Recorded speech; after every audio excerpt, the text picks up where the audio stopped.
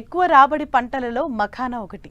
ఉత్తర భారతదేశంలోని పలు ప్రాంతాలలో మఖానా సాగు విరివిగా సాగుతుండగా తెలంగాణలో ఇంకా ఈ పంట అడుగుపెట్టలేదు. రైతులను లాభాల బాటలో నడిపించాలనే ఉద్దేశంతో నల్గొండ కలెక్టర్ ఇలా త్రిపాఠి, ఉద్యాన శాఖ అధికారులు రాష్ట్రంలో ఇప్పటివరకు ఎక్కడా లేని మఖానా పంటను జిల్లా రైతులకు పరిచయం చేస్తున్నారు. జిల్లాలోని కంపసాగర్ వ్యవసాయ పరిశోధనా కేంద్రంలో ప్రయోగాత్మకంగా మఖానా పంట సాగును ప్రారంభించారు. ఈ మఖానా పంట అంటే ఏంటి? దీనివల్ల ఎలాంటి ప్రయోజనాలుంటాయి? పెట్టుబడి, దిగుబడి, పంట సాగు చేసే విధానంపై ప్రత్యేక కథనం.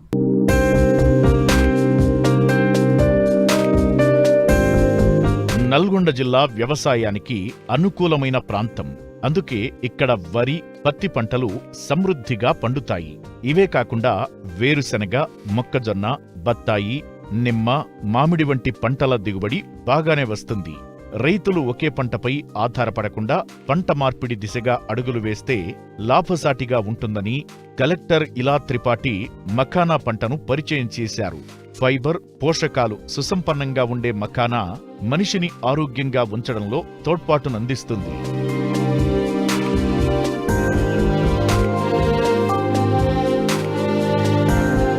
ప్రపంచంలోనే 90% మఖానా బీహార్ రాష్ట్రంలోనే సాగవుతోంది.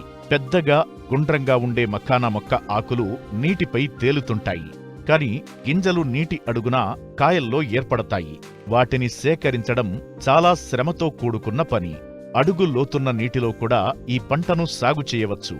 మనిషికి కావాల్సిన అన్ని రకాల పోషకాలుండే మఖానాకు అంతర్జాతీయ మార్కెట్లలో పెరుగుతున్న డిమాండ్ దృష్ట్యా నల్గొండ జిల్లాలో సాగు చేసేలా కలెక్టర్ చర్యలు చేపట్టారు. మార్చి నెలలో జిల్లా నుంచి వ్యవసాయ శాస్త్రవేత్తలు, అధికారులతో కూడిన బృందం బీహార్ రాష్ట్రంలోని దర్భంగాకు వెళ్లి మఖానా సాగు, విత్తనం మొదలుకొని పంట కోత వరకు అన్ని విషయాలను అధ్యయనం చేసి వచ్చారు. నల్గొండ జిల్లా త్రిపురారం మండలం కంపాసాగర్ వ్యవసాయ పరిశోధనా కేంద్రంలో 1 ఎకరం విస్తీర్ణంలో మఖానా సాగు విత్తనాలను చల్లి ప్రయోగాత్మకంగా సాగును ప్రారంభించారు. త్వరలోనే వివిధ ప్రాంతాల్లోనూ సాగు చేసేందుకు కసరత్తు చేస్తున్నారు.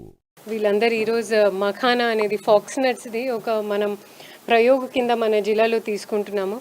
గత మార్చి నెలలో మన జిల్లా నుంచి ఒక 4 మెంబర్డ్ బృందంని ఇక్కడి నుంచి దర్భంగా మఖానా స్టేషన్కి పంపడం జరిగింది. వాళ్ళు అక్కడ 2-3 రోజు ఉండి ఈ మఖానా కల్టివేషన్ ఎలా చేయాలి, ఏ వెరైటీ విత్తనం వాడాలి, ఎంతమంది స్కిల్డ్ లేబర్ కావాలి, మొత్తం స్టార్టింగ్ ఒక విత్తనం స్టేజ్ నుంచి హార్వెస్టింగ్ ప్రాసెస్ స్టేజ్ వరకు అంతా నేర్చుకొని మన దగ్గరికి వాళ్ళు వచ్చి వాళ్ళు పాలు పంచడం జరిగింది. దాని దిశగా ఈరోజు మనం ఏఆర్ఎస్లో 1 ఎకరం ప్రయోగాల కింద ఫాక్స్నట్ మఖానా కల్టివేషన్ టేకప్ చేస్తున్నాము. ఇప్పుడు మనం ఇక్కడ 10 కేజీ విత్తనాలు వాడుకొని మళ్ళీ 2-3 నెలల తర్వాత దాన్ని 1 ఎకరం మెయిన్ ఫీల్డ్కి తరలించడం జరుగుతుంది. అది చాలా సాంకేతిక నాలెడ్జ్తో మనం చేయబోతా ఉన్నాము. మన ఏఆర్ఎస్తో పాటు, ఏఆర్ఎస్ సెంటర్తో పాటు ఇంకా 4 జాగాలు మనం కటంగూర్ ఎఫ్పిఓ కింద 1 3 ఎకరం, తర్వాత నకరికల్ కాన్స్టిట్యుయెన్సీలో 1 2 ఎకరాలు, అదేవిధంగా ఇంకా కొండమల్లేపల్లిలో ఇంకా 4 acres మేము పెడతా ఉన్నాము. దీంట్లో నెక్స్ట్ మేము ప్లాన్ చేస్తున్నది ఒక 60% కూడా మాకు ఈల్డ్ వచ్చినాం అనుకోండి, మేము దానికి ప్రాసెసింగ్ కూడా మన లోకల్గా ఇన్సూత్గా చేస్తాము. ప్రోగ్రెసివ్ ఫార్మర్స్తో మాట్లాడి ప్రాసెసింగ్ కూడా మన దగ్గర పెడతాం. అండ్ కటంగూర్ ఎఫ్పిఓ సహకారంతో ఒక మహిళా బజార్ కూడా త్వరలో మన జిల్లా కేంద్రంలో మేము ఏర్పాటు చేస్తామనేది ఈ సందర్భ మీ అందరికీ తెలియజేస్తున్నాను. మఖానాకు అంతర్జాతీయ మార్కెట్లో మంచి డిమాండ్ ఉంది. ఈ పంట కొంచెం శ్రమతో కూడుకున్న వరి సాగుతో పోలిస్తే 10 రెట్ల ఆదాయం పొందవచ్చు. అందుకే ఈ పంటను నల్గొండ జిల్లాలో సాగు చేసేందుకు శ్రీకారం చుట్టారు.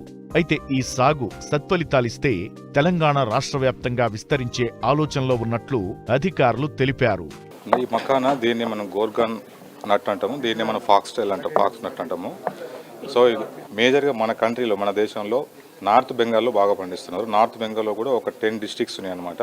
దాదాపు 32,000 హెక్టార్లలో అది మనకు మఖానా సాగు జరుగుతుంది. 82% మనకు ఓన్లీ బీహార్లో మాత్రమే జరుగుతుంది. తర్వాత దాని పక్కన ఉన్న అస్సాంలో కొద్దిగా, మణిపూర్లో కొంచెం, తర్వాత వెస్ట్ బెంగాల్లో కొంత ఇక్కడ జరుగుతుంది. అలాగే వేరే దేశాల్లో చూస్తే చైనా, జపాన్, కొంచెం నార్త్ అమెరికాలో కూడా ఈ పంటను సాగు చేస్తున్నారు. మేడం గారు ప్రత్యేకంగా ఒక టీంను పంపించడం జరుగుతుంది బీహార్కి. దాంట్లో భాగంగా మేము వెళ్ళి స్టడీ చేసి వచ్చిన తర్వాత ఇక్కడ కొన్ని డెమో ప్లాట్స్ని సెలెక్ట్ చేసినాం. దాంట్లో భాగంగా ఫస్ట్ కంపాసాగర్ ఒకటి, ఏఆర్ఎస్, తర్వాత హెచ్ఆర్ఎస్ హార్టికల్చర్ రిసర్చ్ సెంటర్ కొండమల్లెపల్లిలో ఈరోజు స్టార్ట్ చేయడం జరుగుతుంది. ఒక ఎకరానికి వచ్చేసి 10 కేజీల సీడు మనకి నారుమడికి మనం చల్లుకోవడం జరుగుతుంది. నారుమడి చేసిన తర్వాత దాదాపు 3 నెలల కాలం తర్వాత మనం 3 ఆకుల స్టేజ్లో దాన్ని మనం మెయిన్ ఫీల్డ్కు అంటే ప్రధాన మడిలో మనం నాటుకోవడం జరుగుతుంది. ఒక ఎకరానికి గరిష్టంగా 4000 మొక్కలు మనం 1 మీటర్ ఇంటూ 1 మీటర్ స్పేసింగ్లో మనం ఈ మకాన మొక్కల్ని నాటుకోవడం జరుగుతుంది. అయితే 3 నెలలు నారుమడికి, అలాగే 5 నెలలు మన పంట రావడానికి, దాదాపు 8 నెలల పంట సమయం అన్నమాట మనకు హార్వెస్ట్ చేసుకోవడానికి. సీడ్ అక్కడి నుంచి తెచ్చుకునేటప్పుడు కూడా దాన్ని ఎట్టి పరిస్థితుల్లో కూడా ఓపెన్ చేయకూడదు, అంటే సన్కి ఓపెన్ అవ్వకూడదు అనమాట. కంప్లీట్గా డార్క్లో ఉండాలి, లేకపోతే వాటర్లో ఉండాలి. సో దాన్ని తీసుకొచ్చిన తర్వాత వాటర్లో మనం నార్మల్ తయారు చేసుకున్నాక నార్మల్లో చల్లుకుంటాము. మనం వరి అయితే నాటుకుంటాము తూకం బీకిన తర్వాత మెయిన్ ఫీల్డ్లో. అట్లనే దీన్ని కూడా 1 మీటర్ స్పేసింగ్తో మనం నాటుకోవడం జరుగుతుంది. నాటిన తర్వాత దీనికి ఏంటంటే ఒక 50 కేజీల డిఏపి, 20 కేజీల యూరియా, 25 కేజీల పొటాషు నార్మల్లో మన మెయిన్ ఫీల్డ్లో చల్లుకోవడం జరుగుతుంది. దీంతో పాటుగా ఒక 2 నుంచి 3 క్వింటాల మన పశువుల ఎరువుని చల్లుకుంటే ఇంకొంచెం సీడు నాణ్యతతోని పంట మనకు రావడం జరుగుతుంది. దీనికి మేజర్గా పెస్ట్ తక్కువ ఉంటుంది. మేజర్ పెస్ట్ లేవడం వల్ల మిగతా పంటల్లాగా మనం చూసుకుంటే ఒకటి ఎఫిడ్స్ ఉంటాయి, రెండవది రూట్ గ్రబ్స్ అని ఉంటాయి, మూడవది వచ్చేసి వీవిల్స్ ఉంటాయి. వీటికి జనరల్గా మనం వేప నూనెని స్ప్రే చేసుకొని కూడా దీన్ని కంట్రోల్ చేసుకోవచ్చు. సో పెస్ట్ డిసీజ్ ప్రాబ్లం చాలా తక్కువ. కాకపోతే దీనికి కావాల్సిందల్లా మనకు వాటర్ ఉండాలి. మినిమం 2.5 నుంచి 3 ఫీట్ల నీళ్లు కంపల్సరీగా స్టాగ్నెట్ వాటర్ ఉండాలి. తర్వాత బురదలో పెరిగే మొక్క కాబట్టి దీనికి ఎట్టి పరిస్థితుల్లో కూడా ఫీట్ కంటే కిందికి వాటర్ తక్కువ ఉండడానికి అవకాశం ఉండకూడదు. దాదాపు 3 ఫీట్ల హైట్ ఈ మొక్క పెరుగుతుంది. తర్వాత ఆకులకి మొత్తం కూడా ముళ్ళు ఉంటాయి. సో మనకి 8 నెలల పంట కాలం తర్వాత ఆ ఆకులు మొత్తము రాలిపోయి కిందికి వెళ్ళిపోతాయి. సో దానికి వచ్చిన ఫ్లవర్స్ తర్వాత ఆ ఫ్లవర్స్లో ఫ్రూట్ తయారవుతుంది. ఫ్రూట్లో ఒక్కొక్క ఫ్రూట్కి దాదాపు 12 ఫ్లవర్స్ వస్తాయి ఒక మొక్కకి. ప్రతి ఫ్లవర్లో కూడా ఒక 80 నుంచి 100 గింజలు తయారవుతాయి అన్నమాట. ఇవన్నీ కూడా మెచ్యూర్ అయిన తర్వాత ఆటోమేటిక్గా వాటర్లో పడిపోతాయి కింద. సో 8 నెలల కాలం తర్వాత ఆకులు మొత్తం షెడ్ అయిపోయి అవి కూడా భూమి లోపలికి వెళ్ళిపోతాయి. సో దాన్ని బట్టి మనకు సీడ్ ప్రిపేర్ అయినట్టుగా మనం అర్థం చేసుకోవచ్చు పంట. తర్వాత దీనికి పెద్ద సమస్య ఏంటంటే హార్వెస్టింగ్ ఒకటి కొంచెం సమస్యాత్మకంగా ఉంటుంది.